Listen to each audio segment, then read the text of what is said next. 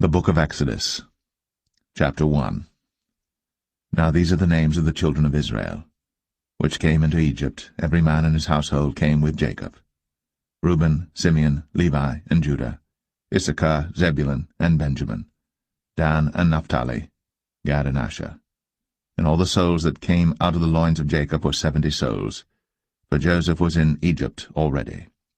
And Joseph died, and all his brethren, and all that generation. And the children of Israel were fruitful, and increased abundantly, and multiplied, and waxed exceeding mighty, and the land was filled with them.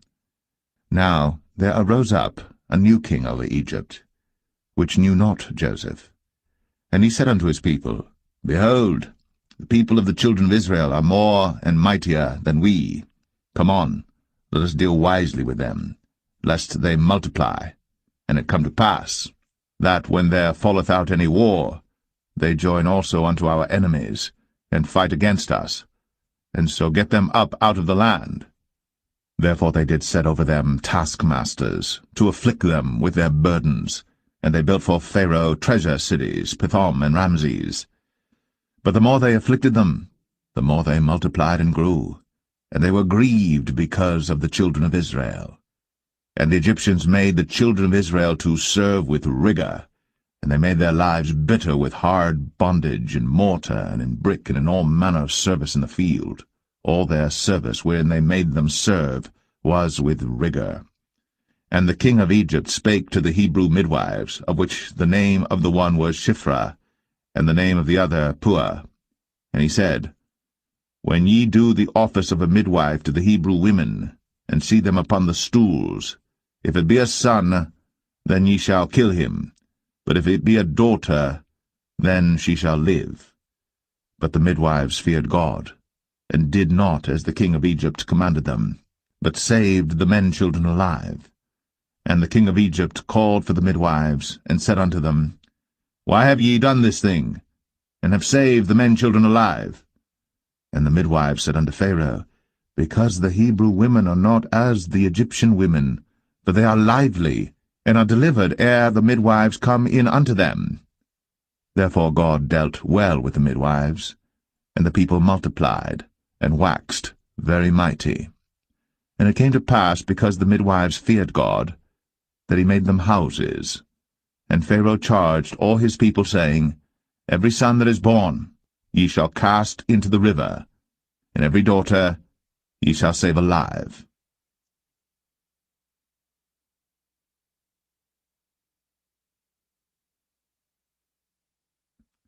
Exodus 2. And there went a man of the house of Levi, and took to wife a daughter of Levi. And the woman conceived, and bare a son. And when she saw him that he was a goodly child, she hid him 3 months. And when she could not longer hide him, she took for him an ark of bulrushes, and daubed it with slime, and with pitch, and put the child therein, and she laid it in the flags by the river's brink. And his sister stood afar off to wit what would be done to him. And the daughter of Pharaoh came down to wash herself at the river, and her maidens walked along by the river's side. And when she saw the ark among the flags, she sent her maid to fetch it. And when she had opened it, she saw the child, and behold, the babe wept. And she had compassion on him, and said, This is one of the Hebrews' children. Then said his sister to Pharaoh's daughter, Shall I go and call to thee a nurse of the Hebrew women, that she may nurse the child for thee? And Pharaoh's daughter said to her, Go. And the maid went, and called the child's mother.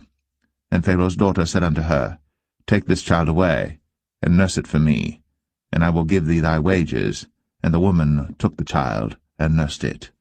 And the child grew, and she brought him unto Pharaoh's daughter, and he became her son.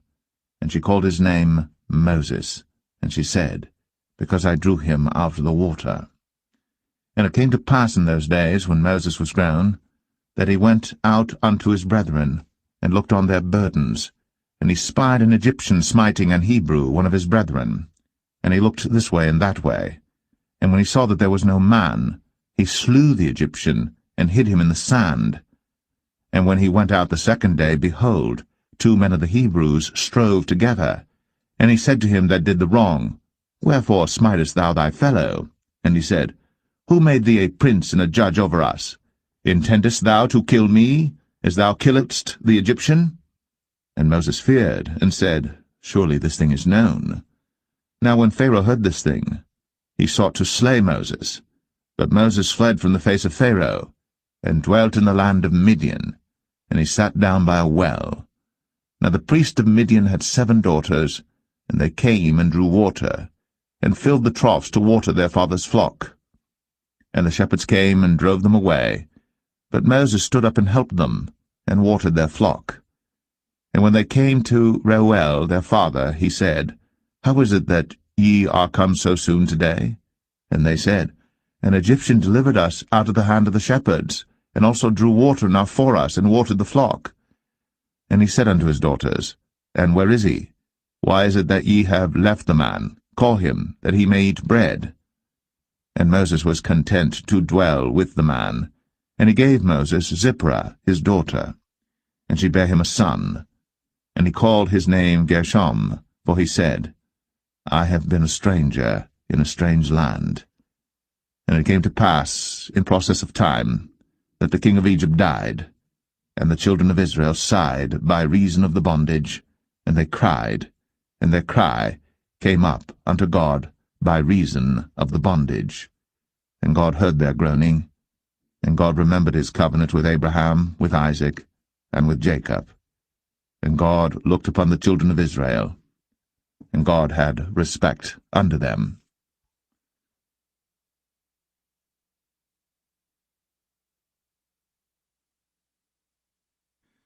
Exodus 3. Now Moses kept the flock of Jethro, his father-in-law, the priest of Midian. And he led the flock to the backside of the desert, and came to the mountain of God, even to Horeb. And the angel of the Lord appeared unto him in a flame of fire out of the midst of a bush. And he looked, and behold, the bush burned with fire, and the bush was not consumed. And Moses said, I will now turn aside and see this great sight, why the bush is not burnt. And when the Lord saw that he turned aside to see, God called unto him out of the midst of the bush, and said, Moses, Moses. And he said, Here am I. And he said, Draw not nigh hither. Put off thy shoes from off thy feet, for the place whereon thou standest is holy ground. Moreover, he said, I am the God of thy father, the God of Abraham, the God of Isaac, and the God of Jacob. And Moses hid his face, for he was afraid to look upon God. And the Lord said, I have surely seen the affliction of my people which are in Egypt, and have heard their cry by reason of their taskmasters. For I know their sorrows, and I am come down to deliver them out of the hand of the Egyptians, and to bring them up out of that land unto a good land, and a large, unto a land flowing with milk and honey, unto the place of the Canaanites, and the Hittites, and the Amorites, and the Perizzites, and the Hivites, and the Jebusites. Now therefore, behold, the cry of the children of Israel is come unto me, and I have also seen the oppression wherewith the Egyptians oppress them. Come now therefore, and I will send thee unto Pharaoh, that thou mayest bring forth my people, the children of Israel, out of Egypt. And Moses said unto God, Who am I, that I should go unto Pharaoh, and that I should bring forth the children of Israel out of Egypt? And he said, Certainly I will be with thee, and this shall be a token unto thee, that I have sent thee. When thou hast brought forth the people out of Egypt, ye shall serve God upon this mountain. And Moses said unto God, Behold, when I come unto the children of Israel, and shall say unto them, The God of your fathers has sent me unto you, and they shall say to me, What is his name? What shall I say unto them? And God said unto Moses, I am that I am. And he said, Thus shalt thou say unto the children of Israel, I am hath sent me unto you. And God said moreover unto Moses, Thus shalt thou say unto the children of Israel, The Lord God of your fathers, the God of Abraham, the God of Isaac, and the God of Jacob, hath sent me unto you. This is my name for ever, and this is my memorial unto all generations. Go and gather the elders of Israel together, and say unto them, The Lord God of your fathers, the God of Abraham, of Isaac, and of Jacob, appeared unto me, saying, I have surely visited you, and seen that which is done to you in Egypt. And I have said, I will bring you up out of the affliction of Egypt, unto the land of the Canaanites, and the Hittites, and the Amorites, and the Perizzites, and the Hivites, and the Jebusites, unto a land flowing with milk and honey. And they shall hearken to thy voice, and thou shalt come, thou and the elders of Israel, unto the king of Egypt, and ye shall say unto him, The Lord God of the Hebrews hath met with us. And now let us go, we beseech thee, 3 days' journey into the wilderness, that we may sacrifice to the Lord our God. And I am sure that the king of Egypt will not let you go, no, not by a mighty hand. And I will stretch out my hand, and smite Egypt with all my wonders which I will do in the midst thereof, and after that he will let you go. And I will give this people favor in the sight of the Egyptians, and it shall come to pass that, when ye go, ye shall not go empty.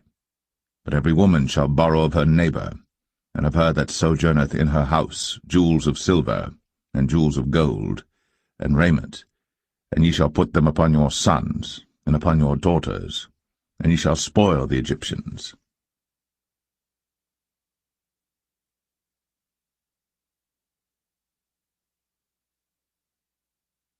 Exodus 4. And Moses answered and said, But behold, they will not believe me, nor hearken unto my voice, for they will say, The Lord hath not appeared unto thee. And the Lord said unto him, What is that in thine hand? And he said, A rod. And he said, Cast it on the ground. And he cast it on the ground, and it became a serpent. And Moses fled from before it. And the Lord said unto Moses, Put forth thine hand, and take it by the tail. And he put forth his hand, and caught it. And it became a rod in his hand, that they may believe that the Lord God of their fathers, the God of Abraham, the God of Isaac, and the God of Jacob, hath appeared unto thee. And the Lord said furthermore unto him, Put now thine hand into thy bosom. And he put his hand into his bosom, and when he took it out, behold, his hand was leprous as snow. And he said, Put thine hand into thy bosom again. And he put his hand into his bosom again, and plucked it out of his bosom. And behold, it was turned again as his other flesh. And it shall come to pass, if they will not believe thee, neither hearken to the voice of the first sign, that they will believe the voice of the latter sign. And it shall come to pass, if they will not believe also these 2 signs, neither hearken unto thy voice, that thou shalt take of the water of the river, and pour it upon the dry land, and the water which thou takest out of the river shall become blood upon the dry land. And Moses said unto the Lord, O my Lord, I am not eloquent, neither heretofore nor since thou hast spoken unto thy servant, but I am slow of speech and of a slow tongue. And the Lord said unto him, Who hath made man's mouth? Or who maketh the dumb, or deaf, or the seeing, or the blind? Have not I the Lord? Now therefore go, and I will be with thy mouth, and teach thee what thou shalt say. And he said, O my Lord, send, I pray thee, by the hand of him whom thou wilt send. And the anger of the Lord was kindled against Moses, and he said, Is not Aaron the Levite thy brother? I know that he can speak well, and also, behold, he cometh forth to meet thee. And when he seeth thee, he will be glad in his heart. And thou shalt speak unto him, and put words in his mouth. And I will be with thy mouth, and with his mouth, and will teach you what ye shall do. And he shall be thy spokesman unto the people, and he shall be, even he, shall be to thee instead of a mouth, and thou shalt be to him instead of God. And thou shalt take this rod in thine hand, wherewith thou shalt do signs. And Moses went, and returned to Jethro his father-in-law, and said unto him, Let me go, I pray thee, and return unto my brethren which are in Egypt, and see whether they be yet alive. And Jethro said to Moses, Go in peace. And the Lord said unto Moses in Midian, Go, return into Egypt, for all the men are dead which sought thy life. And Moses took his wife and his sons, and set them upon an ass, And he returned to the land of Egypt. And Moses took the rod of God in his hand. And the Lord said unto Moses, When thou goest to return into Egypt, see that thou do all those wonders before Pharaoh, which I have put in thine hand. But I will harden his heart, that he shall not let the people go. And thou shalt say unto Pharaoh, Thus saith the Lord, Israel is my son, even my firstborn. And I say unto thee, Let my son go, that he may serve me. And if thou refuse to let him go, behold, I will slay thy son, even thy firstborn. And it came to pass by the way in the inn, that the Lord met him, and sought to kill him. Then Zipporah took a sharp stone, and cut off the foreskin of her son, and cast it at his feet, and said, Surely a bloody husband art thou to me. So he let him go. Then she said, A bloody husband thou art, because of the circumcision. And the Lord said to Aaron, Go into the wilderness to meet Moses. And he went, and met him in the mount of God, and kissed him.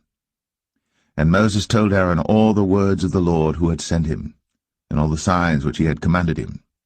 And Moses and Aaron went, and gathered together all the elders of the children of Israel. And Aaron spake all the words which the Lord had spoken unto Moses, and did the signs in the sight of the people. And the people believed. And when they heard that the Lord had visited the children of Israel, and that he had looked upon their affliction, then they bowed their heads and worshipped.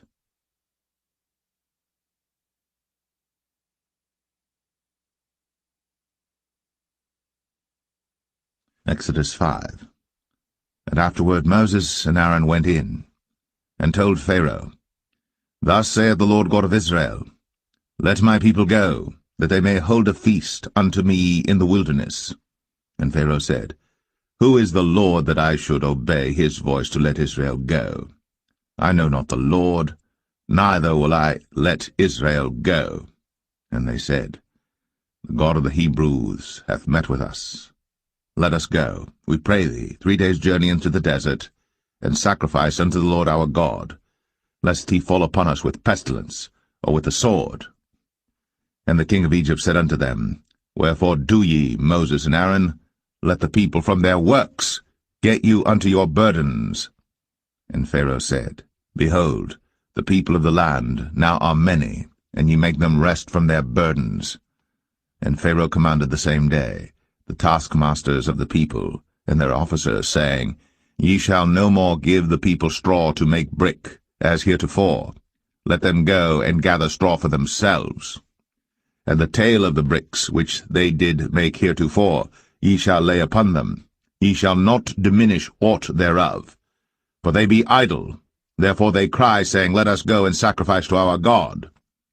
Let their more work be laid upon the men, that they may labor therein, and let them not regard vain words. And the taskmasters of the people went out, and their officers, and they spake to the people, saying, Thus saith Pharaoh, I will not give you straw. Go ye, get you straw where you can find it, yet not aught of your work shall be diminished. So the people were scattered abroad throughout all the land of Egypt to gather stubble instead of straw. And the taskmasters hasted them, saying, Fulfill your works, your daily tasks, as when there was straw.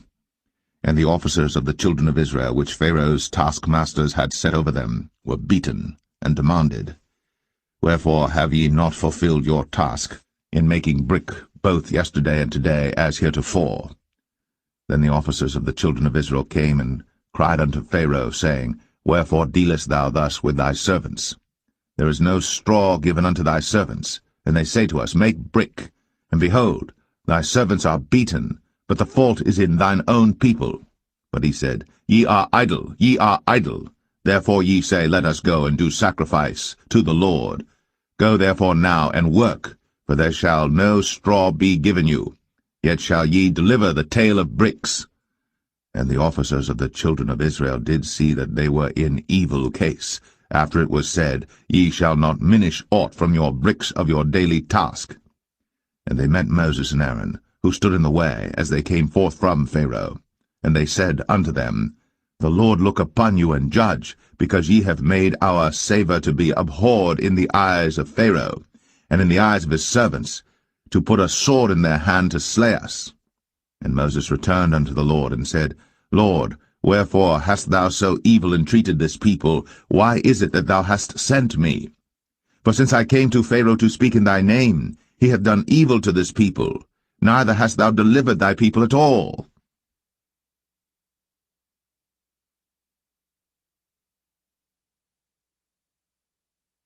Exodus 6. Then the Lord said unto Moses, Now shalt thou see what I will do to Pharaoh. For with a strong hand shall he let them go, and with a strong hand shall he drive them out of his land. And God spake unto Moses, and said unto him, I am the Lord. And I appeared unto Abraham, unto Isaac, and unto Jacob, by the name of God Almighty, but by my name Jehovah was I not known to them. And I have also established my covenant with them, to give them the land of Canaan, the land of their pilgrimage, wherein they were strangers. And I have also heard the groaning of the children of Israel, whom the Egyptians keep in bondage, and I have remembered my covenant. Wherefore say unto the children of Israel, I am the Lord, and I will bring you out from under the burdens of the Egyptians, and I will rid you out of their bondage, and I will redeem you with a stretched out arm and with great judgments. And I will take you to me for a people, and I will be to you a God, and ye shall know that I am the Lord your God, which bringeth you out from under the burdens of the Egyptians. And I will bring you in unto the land, concerning the which I did swear to give it to Abraham, to Isaac, and to Jacob, and I will give it you for an heritage. I am the Lord. And Moses spake so unto the children of Israel, but they hearkened not unto Moses for anguish of spirit, and for cruel bondage. And the Lord spake unto Moses, saying, Go in, speak unto Pharaoh king of Egypt, that he let the children of Israel go out of his land. And Moses spake before the Lord, saying, Behold, the children of Israel have not hearkened unto me. How then shall Pharaoh hear me, who am of uncircumcised lips? And the Lord spake unto Moses and unto Aaron, and gave them a charge unto the children of Israel, and unto Pharaoh king of Egypt, to bring the children of Israel out of the land of Egypt. These be the heads of their fathers' houses, the sons of Reuben, the firstborn of Israel, Hanok and Palu, Hezron and Carmi. These be the families of Reuben. And the sons of Simeon, Jemuel and Jamin, and Ohad and Jachin, and Zohar and Shaul the son of a Canaanitish woman. These are the families of Simeon. And these are the names of the sons of Levi according to their generations, Gershon and Kohath and Merari. And the years of the life of Levi were 137 years. The sons of Gershon, Libni and Shimei, according to their families. And the sons of Kohath, Amram and Izhar, and Hebron and Uzziel. And the years of the life of Kohath were 133 years. And the sons of Merari, Mahalai and Mushai. These are the families of Levi according to their generations. And Amram took him Jochebed, his father's sister, to wife, and she bare him, Aaron and Moses. And the years of the life of Amram were 137 years. And the sons of Izhar, Korah and Nepheg and Zichri. And the sons of Uzziel, Mishael and Elzavan and Zithri. And Aaron took him Elisheba, daughter of Aminadab, sister of Nahshon, to wife, and she bare him Nadab and Abihu, Eleazar and Ithamar. And the sons of Korah, Asir and Elkanah and Abiasaph. These are the families of the Korhites. And Eleazar, Aaron's son, took him one of the daughters of Putiel to wife, and she bare him Phinehas. These are the heads of the fathers of the Levites according to their families. These are that Aaron and Moses, to whom the Lord said, Bring out the children of Israel from the land of Egypt, according to their armies. These are they which spake to Pharaoh king of Egypt, to bring out the children of Israel from Egypt. These are that Moses and Aaron. And it came to pass on the day when the Lord spake unto Moses in the land of Egypt, that the Lord spake unto Moses, saying, I am the Lord. Speak thou unto Pharaoh king of Egypt all that I say unto thee. And Moses said before the Lord, Behold, I am of uncircumcised lips, and how shall Pharaoh hearken unto me?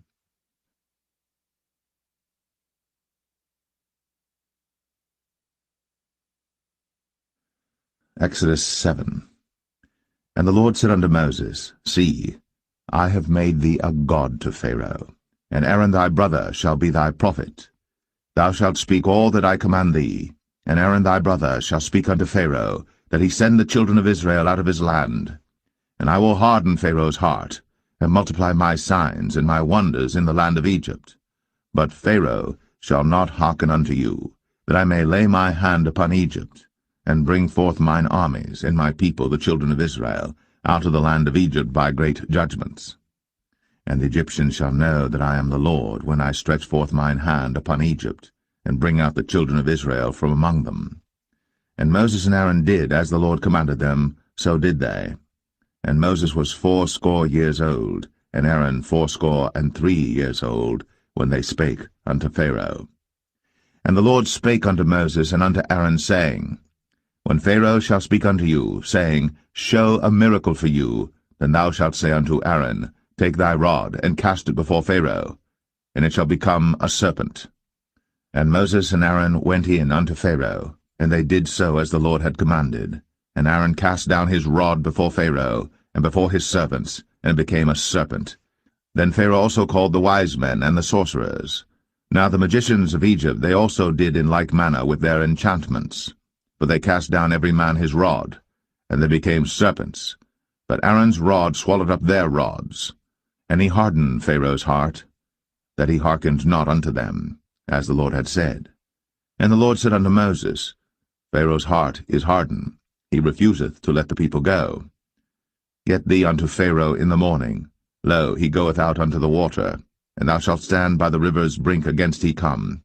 And the rod which was turned to a serpent shalt thou take in thine hand. And thou shalt say unto him, The Lord God of the Hebrews hath sent me unto thee, saying, Let my people go, that they may serve me in the wilderness. And behold, hitherto thou wouldest not hear. Thus saith the Lord, In this thou shalt know that I am the Lord. Behold, I will smite with the rod that is in mine hand upon the waters which are in the river, and they shall be turned to blood.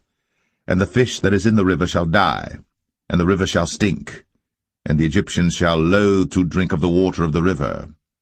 And the Lord spake unto Moses, Say unto Aaron, Take thy rod, and stretch out thine hand upon the waters of Egypt, upon their streams, upon their rivers, and upon their ponds, and upon all their pools of water, that they may become blood, and that there may be blood throughout all the land of Egypt, both in vessels of wood and in vessels of stone. And Moses and Aaron did so, as the Lord commanded. And he lifted up the rod, and smote the waters that were in the river, in the sight of Pharaoh, and in the sight of his servants, and all the waters that were in the river were turned to blood. And the fish that was in the river died, and the river stank, and the Egyptians could not drink of the water of the river, and there was blood throughout all the land of Egypt. And the magicians of Egypt did so with their enchantments, and Pharaoh's heart was hardened, neither did he hearken unto them, as the Lord had said. And Pharaoh turned and went into his house, neither did he set his heart to this also. And all the Egyptians digged around about the river for water to drink, for they could not drink of the water of the river. And 7 days were fulfilled. After that the Lord had smitten the river.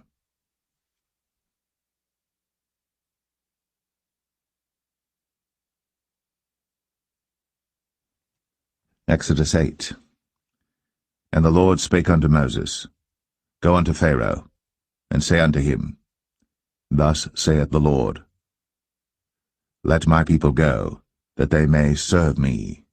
And if thou refuse to let them go, behold, I will smite all thy borders with frogs, and the river shall bring forth frogs abundantly, which shall go up and come into thine house, and into thy bedchamber, and upon thy bed, and into the house of thy servants, and upon thy people, and into thine ovens, and into thy kneading troughs.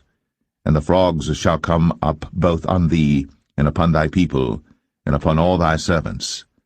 And the Lord spake unto Moses, Say unto Aaron, Stretch forth thine hand with thy rod over the streams, over the rivers, and over the ponds, and cause frogs to come up upon the land of Egypt. And Aaron stretched out his hand over the waters of Egypt, and the frogs came up, and covered the land of Egypt. And the magicians did so with their enchantments, and brought up frogs upon the land of Egypt. Then Pharaoh called for Moses and Aaron, and said, Entreat the Lord, that he may take away the frogs from me, and from my people, and I will let the people go, that they may do sacrifice unto the Lord. And Moses said unto Pharaoh, Glory over me. When shall I entreat for thee, and for thy servants, and for thy people, to destroy the frogs from thee, and thy houses, that they may remain in the river only? And he said, Tomorrow. And he said, Be it according to thy word, that thou mayest know that there is none like unto the Lord our God. And the frogs shall depart from thee, and from thy houses, and from thy servants, and from thy people, they shall remain in the river only. And Moses and Aaron went out from Pharaoh, and Moses cried unto the Lord because of the frogs, which he had brought against Pharaoh. And the Lord did according to the word of Moses, and the frogs died out of the houses, out of the villages, and out of the fields. And they gathered them together upon heaps, and the land stank. But when Pharaoh saw that there was respite, he hardened his heart, and hearkened not unto them, as the Lord had said. And the Lord said unto Moses, Say unto Aaron, Stretch out thy rod, and smite the dust of the land, that it may become lice throughout all the land of Egypt. And they did so. For Aaron stretched out his hand with his rod, and smote the dust of the earth, and it became lice in man and in beast. All the dust of the land became lice throughout all the land of Egypt. And the magicians did so with their enchantments to bring forth lice, but they could not, so there were lice upon man and upon beast. Then the magicians said unto Pharaoh, This is the finger of God.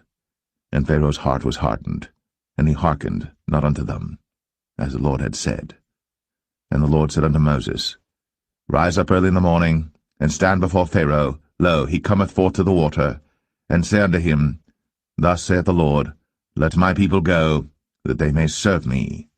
Else, if thou wilt not let my people go, behold, I will send swarms of flies upon thee, and upon thy servants, and upon thy people, and into thy houses, and the houses of the Egyptians shall be full of swarms of flies, and also the ground whereon they are.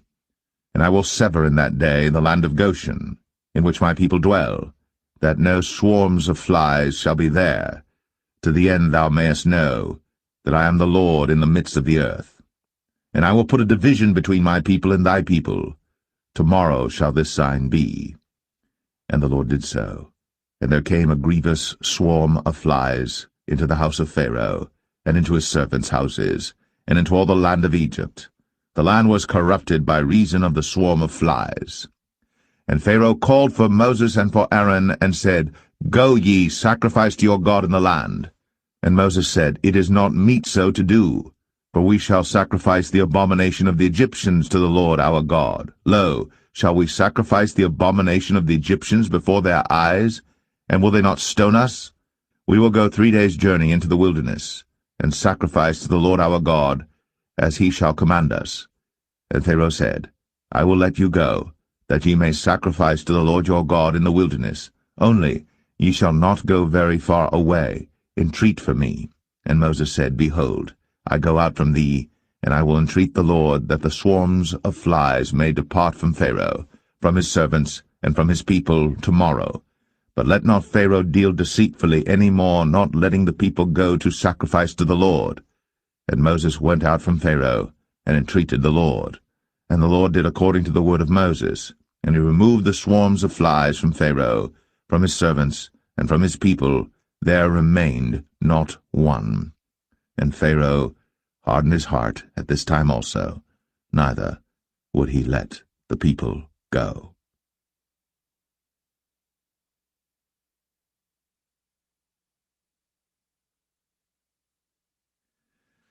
Exodus 9. Then the Lord said unto Moses, Go in unto Pharaoh, and tell him, Thus saith the Lord God of the Hebrews, Let my people go, that they may serve me. For if thou refuse to let them go, and wilt hold them still, behold, the hand of the Lord is upon thy cattle which is in the field, upon the horses, upon the asses, upon the camels, upon the oxen, and upon the sheep. There shall be a very grievous murrain. And the Lord shall sever between the cattle of Israel and the cattle of Egypt, and there shall nothing die of all that is the children's of Israel. And the Lord appointed a set time, saying, Tomorrow the Lord shall do this thing in the land. And the Lord did that thing on the morrow, and all the cattle of Egypt died, but of the cattle of the children of Israel died not one. And Pharaoh sent, and behold, there was not one of the cattle of the Israelites dead, and the heart of Pharaoh was hardened, and he did not let the people go. And the Lord said unto Moses and unto Aaron, Take to you handfuls of ashes of the furnace, and let Moses sprinkle it toward the heaven in the sight of Pharaoh, and it shall become small dust in all the land of Egypt, and shall be a boil breaking forth with blains upon man and upon beast throughout all the land of Egypt. Then they took ashes of the furnace, and stood before Pharaoh, and Moses sprinkled it up toward heaven, and it became a boil, breaking forth with blains upon man and upon beast. And the magicians could not stand before Moses because of the boils, for the boil was upon the magicians and upon all the Egyptians. And the Lord hardened the heart of Pharaoh, and he hearkened not unto them, as the Lord had spoken unto Moses. And the Lord said unto Moses, Rise up early in the morning, and stand before Pharaoh, and say unto him, Thus saith the Lord God of the Hebrews, Let my people go, that they may serve me. For I will at this time send all my plagues upon thine heart, and upon thy servants, and upon thy people, that thou mayest know that there is none like me in all the earth. For now I will stretch out my hand, that I may smite thee and thy people with pestilence, and thou shalt be cut off from the earth. And in very deed for this cause have I raised thee up, for to show in thee my power, and that my name may be declared throughout all the earth. As yet exaltest thou thyself against my people, that thou wilt not let them go. Behold, tomorrow about this time I will cause it to rain a very grievous hail, such as hath not been in Egypt since the foundation thereof even until now. Send therefore now, and gather thy cattle, and all that thou hast in the field. For upon every man and beast which shall be found in the field, and shall not be brought home, the hail shall come down upon them, and they shall die. He that feared the word of the Lord among the servants of Pharaoh made his servants and his cattle flee into the houses. And he that regarded not the word of the Lord left his servants and his cattle in the field. And the Lord said unto Moses, Stretch forth thine hand toward heaven, that there may be hail in all the land of Egypt, upon man, and upon beast, and upon every herb of the field, throughout the land of Egypt. And Moses stretched forth his rod toward heaven, and the Lord sent thunder and hail, and the fire ran along upon the ground, and the Lord rained hail upon the land of Egypt. So there was hail and fire mingled with the hail, very grievous, such as there was none like it in all the land of Egypt since it became a nation. And the hail smote throughout all the land of Egypt all that was in the field, both man and beast. And the hail smote every herb of the field, and brake every tree of the field. Only in the land of Goshen, where the children of Israel were, was there no hail. And Pharaoh sent and called for Moses and Aaron, and said unto them, I have sinned at this time. The Lord is righteous, and I and my people are wicked. Entreat the Lord, for it is enough that there be no more mighty thunderings and hail, and I will let you go, and ye shall stay no longer. And Moses said unto him, As soon as I am gone out of the city, I will spread abroad my hands unto the Lord, and the thunder shall cease, neither shall there be any more hail, that thou mayest know how that the earth is the Lord's. But as for thee and thy servants, I know that ye will not yet fear the Lord God. And the flax and the barley was smitten, for the barley was in the ear, and the flax was bold. But the wheat and the rye were not smitten, for they were not grown up. And Moses went out of the city from Pharaoh, and spread abroad his hands unto the Lord, and the thunders and hail ceased, and the rain was not poured upon the earth. And when Pharaoh saw that the rain and the hail and the thunders were ceased, he sinned yet more, and hardened his heart, he and his servants. And the heart of Pharaoh was hardened, neither would he let the children of Israel go, as the Lord had spoken by Moses.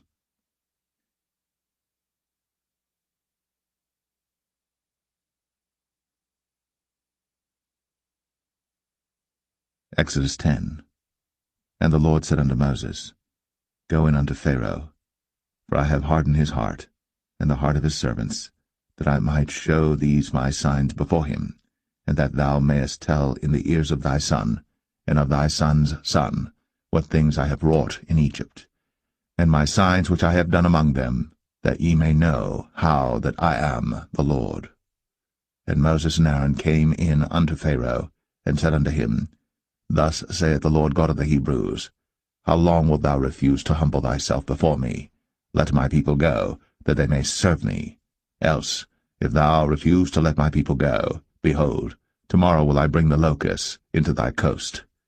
And they shall cover the face of the earth, that one cannot be able to see the earth. And they shall eat the residue of that which is escaped, which remaineth unto you from the hail, and shall eat every tree which groweth for you out of the field. And they shall fill thy houses, and the houses of all thy servants, and the houses of all the Egyptians, which neither thy fathers nor thy fathers' fathers have seen, since the day that they were upon the earth unto this day. And he turned himself, and went out from Pharaoh. And Pharaoh's servants said unto him, How long shall this man be a snare unto us? Let the men go, that they may serve the Lord their God. Knowest thou not yet that Egypt is destroyed? And Moses and Aaron were brought again unto Pharaoh, and he said unto them, Go, serve the Lord your God. But who are they that shall go? And Moses said, We will go with our young and with our old, with our sons and with our daughters, with our flocks and with our herds will we go, for we must hold a feast unto the Lord.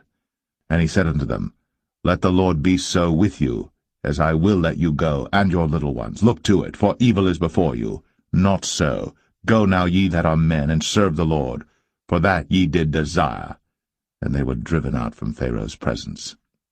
And the Lord said unto Moses, Stretch out thine hand over the land of Egypt for the locusts, that they may come up upon the land of Egypt, and eat every herb of the land, even all that the hail hath left. And Moses stretched forth his rod over the land of Egypt. And the Lord brought an east wind upon the land all that day, and all that night. And when it was morning, the east wind brought the locusts. And the locusts went up over all the land of Egypt, and rested in all the coasts of Egypt. Very grievous were they. Before them there were no such locusts as they, neither after them shall be such.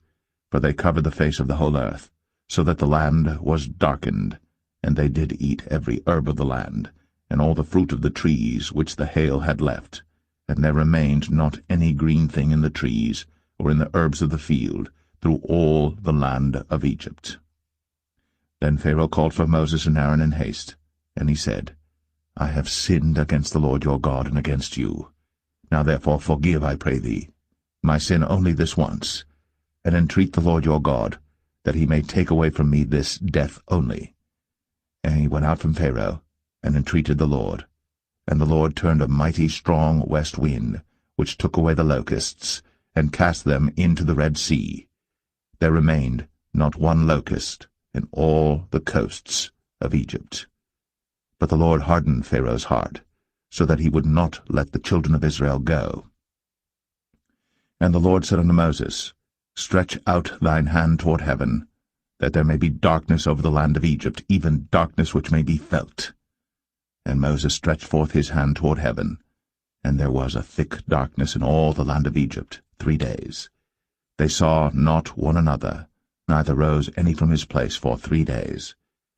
But all the children of Israel had light in their dwellings. And Pharaoh called unto Moses, and said, Go ye, serve the Lord. Only let your flocks and your herds be stayed. Let your little ones also go with you. And Moses said, Thou must give us also sacrifices and burnt offerings, that we may sacrifice unto the Lord our God. Our cattle also shall go with us.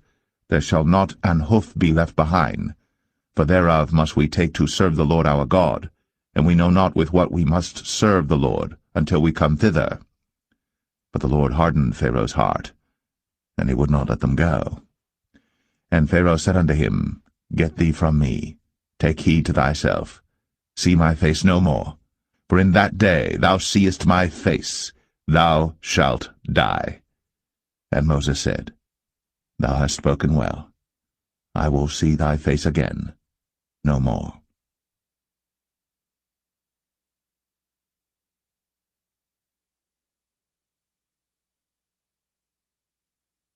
Exodus 11. And the Lord said unto Moses, Yet will I bring one plague more upon Pharaoh and upon Egypt. Afterwards he will let you go hence. When he shall let you go, he shall surely thrust you out hence altogether. Speak now in the ears of the people, and let every man borrow of his neighbor, and every woman of her neighbor, jewels of silver and jewels of gold. And the Lord gave the people favor in the sight of the Egyptians. Moreover, the man Moses was very great in the land of Egypt, in the sight of Pharaoh's servants, and in the sight of the people. And Moses said, Thus saith the Lord, About midnight will I go out into the midst of Egypt, and all the firstborn in the land of Egypt shall die, from the firstborn of Pharaoh that sitteth upon his throne, even unto the firstborn of the maidservant that is behind the mill, and all the firstborn of beasts. And there shall be a great cry throughout all the land of Egypt, such as there was none like it, nor shall be like it any more. But against any of the children of Israel shall not a dog move his tongue, against man or beast, that ye may know how that the Lord doth put a difference between the Egyptians and Israel. And all these thy servants shall come down unto me, and bow down themselves unto me, saying, Get thee out, and all the people that follow thee, and after that I will go out. And he went out from Pharaoh in a great anger. And the Lord said unto Moses, Pharaoh shall not hearken unto you, that my wonders may be multiplied in the land of Egypt. And Moses and Aaron did all these wonders before Pharaoh. And the Lord hardened Pharaoh's heart, so that he would not let the children of Israel go out of his land.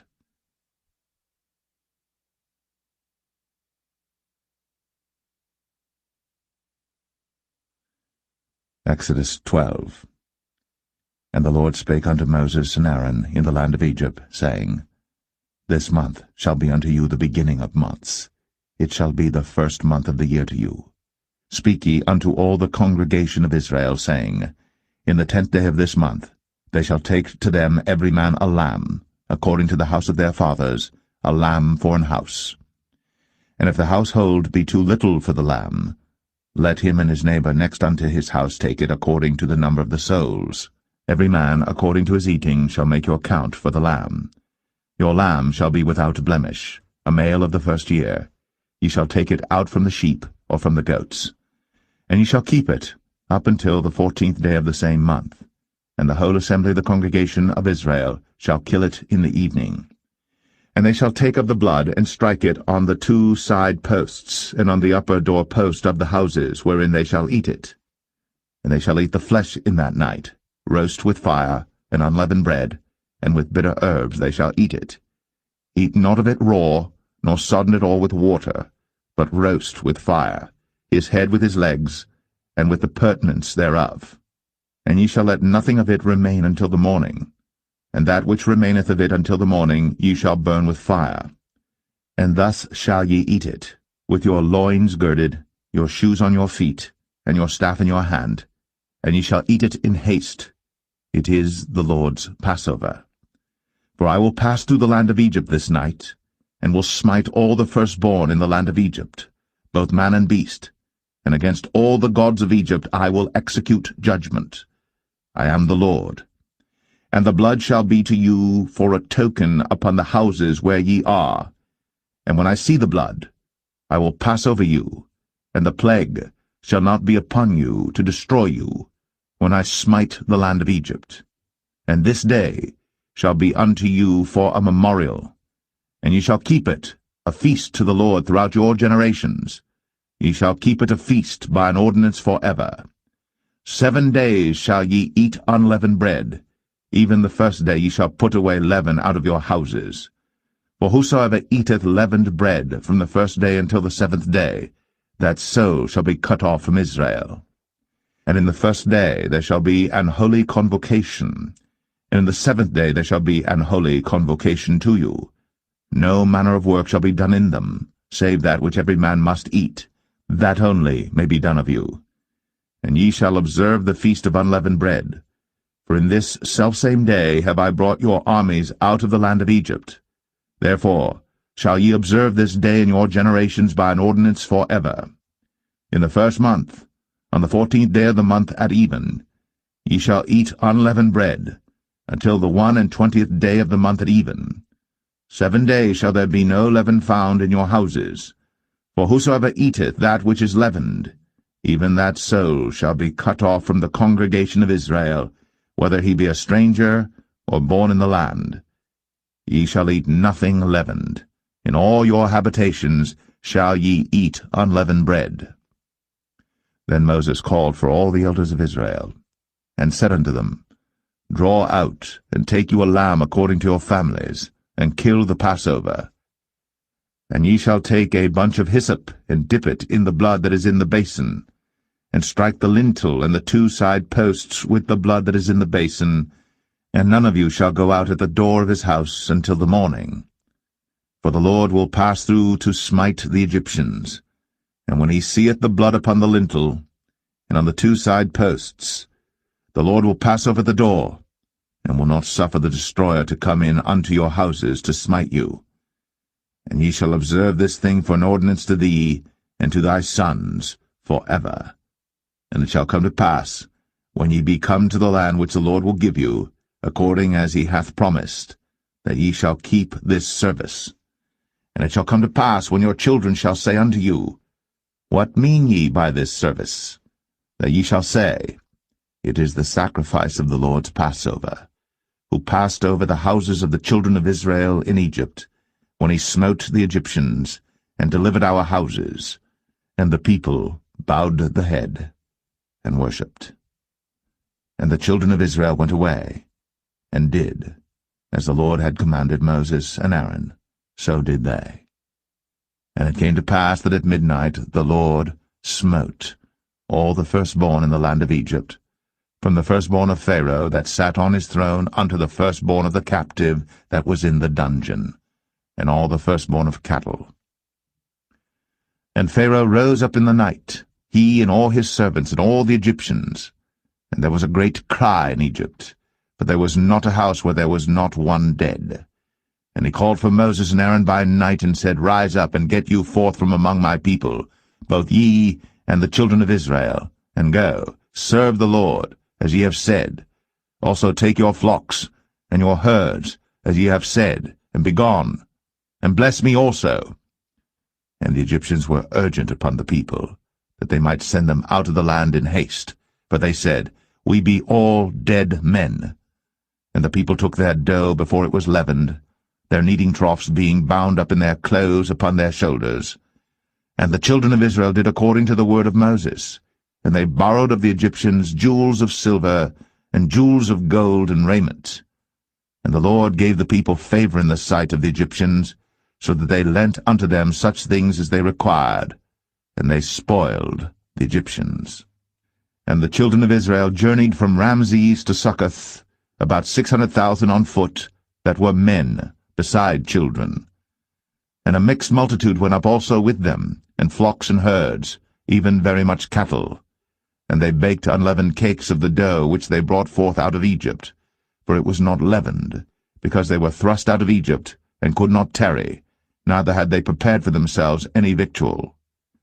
Now the sojourning of the children of Israel, who dwelt in Egypt, was 430 years. And it came to pass, at the end of the 430 years, even the selfsame day it came to pass, that all the hosts of the Lord went out from the land of Egypt. It is a night to be much observed unto the Lord for bringing them out from the land of Egypt.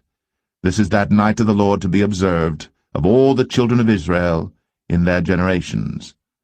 And the Lord said unto Moses and Aaron, This is the ordinance of the Passover. There shall no stranger eat thereof. But every man's servant that is bought for money, when thou hast circumcised him, then shall he eat thereof. A foreigner and an hired servant shall not eat thereof. In one house shall it be eaten. Thou shalt not carry forth aught of the flesh abroad out of the house, neither shall ye break a bone thereof. All the congregation of Israel shall keep it. And when a stranger shall sojourn with thee, and will keep the Passover to the Lord, let all his males be circumcised, and then let him come near and keep it. And he shall be as one that is born in the land. For no uncircumcised person shall eat thereof. One law shall be to him that is homeborn, and unto the stranger that sojourneth among you. Thus did all the children of Israel. As the Lord commanded Moses and Aaron, so did they. And it came to pass the selfsame day, that the Lord did bring the children of Israel out of the land of Egypt by their armies.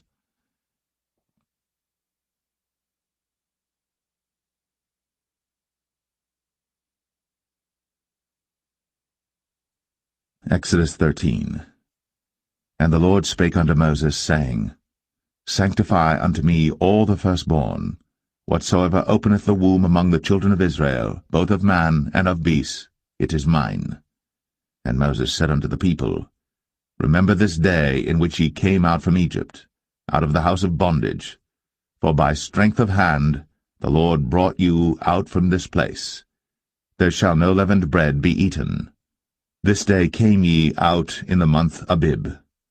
And it shall be, when the Lord shall bring thee into the land of the Canaanites, and the Hittites, and the Amorites, and the Hivites, and the Jebusites, which he sware unto thy fathers to give thee, a land flowing with milk and honey, that thou shalt keep this service in this month. 7 days thou shalt eat unleavened bread, and in the 7th day shall be a feast to the Lord. Unleavened bread shall be eaten 7 days, and there shall no leavened bread be seen with thee, neither shall there be leaven seen with thee in all thy quarters. And thou shalt show thy son in that day, saying, This is done, because of that which the Lord did unto me, when I came forth out of Egypt. And it shall be for a sign unto thee upon thine hand, and for a memorial between thine eyes, that the Lord's law may be in thy mouth. For with a strong hand hath the Lord brought thee out of Egypt.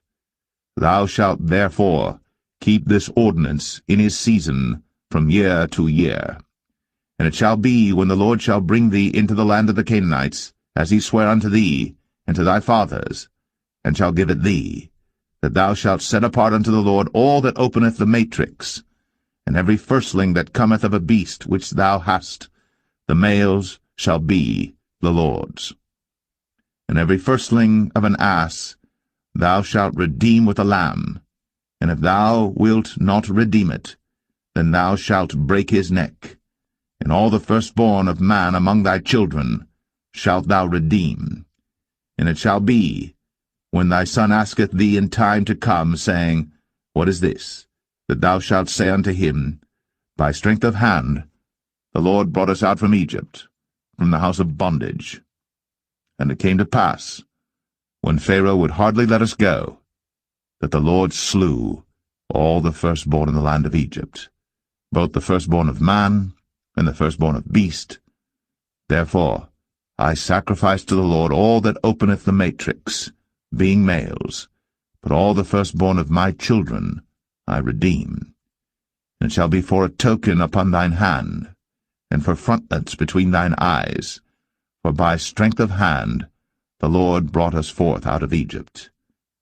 And it came to pass, when Pharaoh had let the people go, that God led them not through the way of the land of the Philistines, although that was near, for God said, Lest peradventure the people repent when they see war, and they return to Egypt.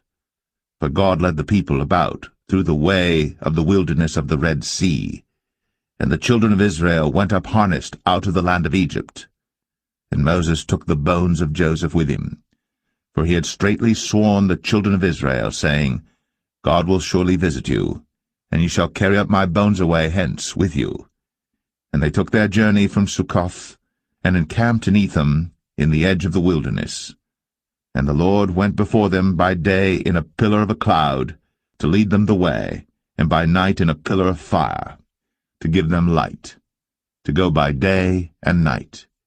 He took not away the pillar of the cloud by day, nor the pillar of fire by night, from before the people.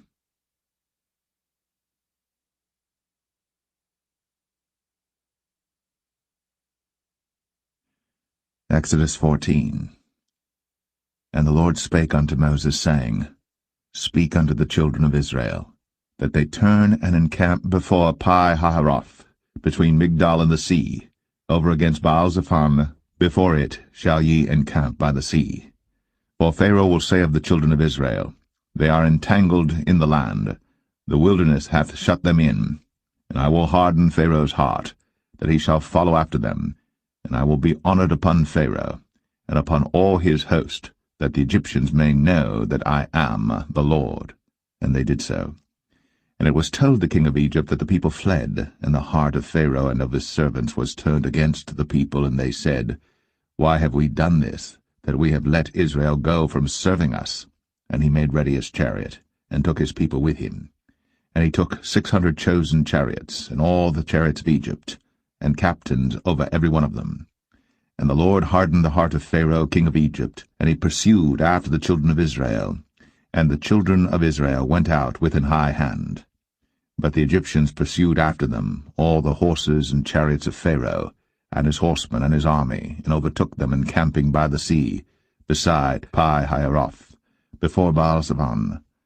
And when Pharaoh drew nigh, the children of Israel lifted up their eyes, and behold, the Egyptians marched after them, and they were sore afraid. And the children of Israel cried out unto the Lord, and they said unto Moses, Because there were no graves in Egypt, hast thou taken us away to die in the wilderness? Wherefore hast thou dealt thus with us, to carry us forth out of Egypt?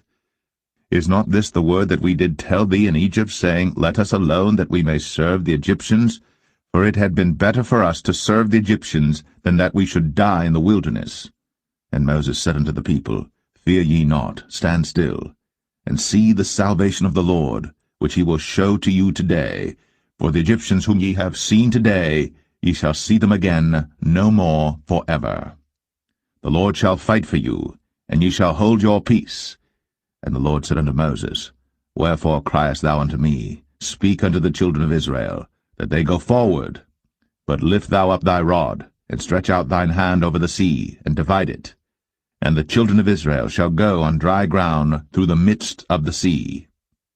And I, behold, I will harden the hearts of the Egyptians, and they shall follow them. And I will get me honor upon Pharaoh, and upon all his host, upon his chariots, and upon his horsemen.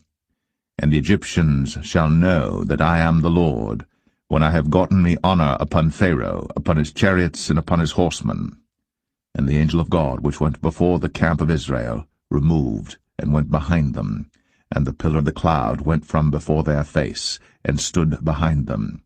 And it came between the camp of the Egyptians and the camp of Israel. And it was a cloud and darkness to them, but it gave light by night to these, so that the one came not near the other all the night. And Moses stretched out his hand over the sea, and the Lord caused the sea to go back by a strong east wind all that night, and made the sea dry land, and the waters were divided. And the children of Israel went into the midst of the sea upon the dry ground, and the waters were a wall unto them on their right hand and on their left.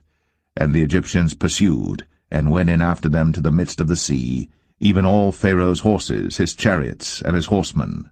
And it came to pass that in the morning watch the Lord looked unto the host of the Egyptians through the pillar of fire and of the cloud, and troubled the host of the Egyptians, and took off their chariot wheels, that they drave them heavily, so that the Egyptians said, Let us flee from the face of Israel, for the Lord fighteth for them against the Egyptians.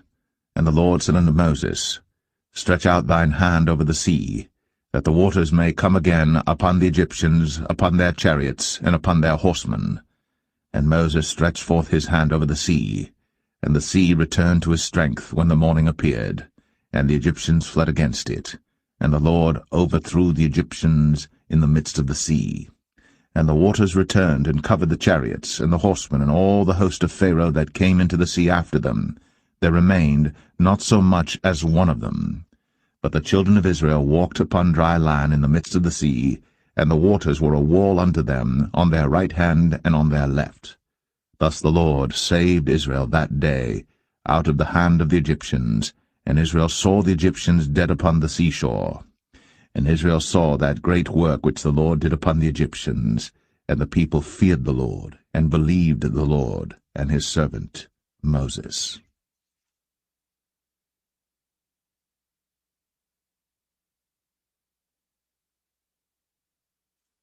Exodus 15. Then sang Moses and the children of Israel this song unto the Lord, and spake, saying, I will sing unto the Lord, for he hath triumphed gloriously. The horse and his rider hath he thrown into the sea. The Lord is my strength and song, and he is become my salvation. He is my God, and I will prepare him an habitation, my father's God, and I will exalt him. The Lord is a man of war, the Lord is his name. Pharaoh's chariots and his host hath he cast into the sea. His chosen captains also are drowned in the Red Sea. The depths have covered them, they sank into the bottom as a stone. Thy right hand, O Lord, is become glorious in power. Thy right hand, O Lord, hath dashed in pieces the enemy. And in the greatness of thine excellency thou hast overthrown them that rose up against thee. Thou sentest forth thy wrath, which consumed them as stubble. And with the blast of thy nostrils the waters were gathered together. The floods stood upright as an heap, and the depths were congealed in the heart of the sea. The enemy said, I will pursue, I will overtake, I will divide the spoil. My lust shall be satisfied upon them. I will draw my sword, my hand shall destroy them. Thou didst blow with thy wind, the sea covered them. They sank as lead in the mighty waters. Who is like unto thee, O Lord, among the gods? Who is like thee, glorious in holiness, fearful in praises, doing wonders? Thou stretchest out thy right hand, the earth swallowed them. Thou in thy mercy hast led forth the people which thou hast redeemed. Thou hast guided them in thy strength unto thy holy habitation. The people shall hear and be afraid. Sorrow shall take hold on the inhabitants of Palestina. Then the dukes of Edom shall be amazed. The mighty men of Moab, trembling, shall take hold upon them. All the inhabitants of Canaan shall melt away. Fear and dread shall fall upon them.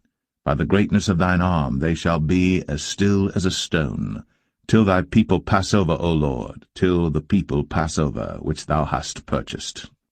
Thou shalt bring them in, and plant them in the mountain of thine inheritance, in the place, O Lord, which thou hast made for thee to dwell in the sanctuary, O Lord, which thy hands have established. The Lord shall reign for ever and ever. For the horse of Pharaoh went in with his chariots and with his horsemen into the sea, and the Lord brought again the waters of the sea upon them. But the children of Israel went on dry land in the midst of the sea. And Miriam the prophetess, the sister of Aaron, took a timbrel in her hand, and all the women went out after her with timbrels and with dances.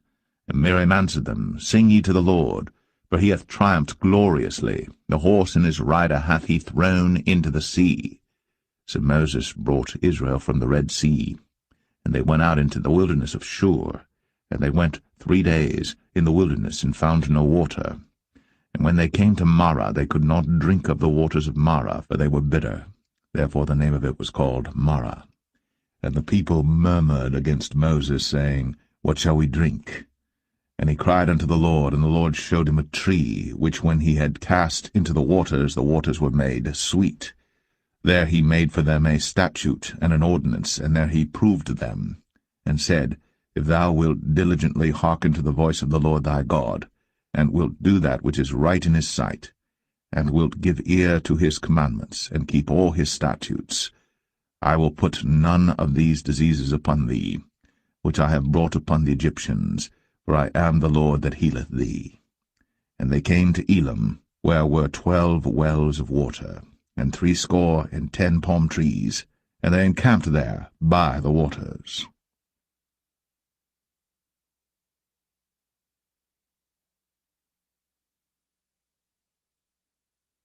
Exodus 16.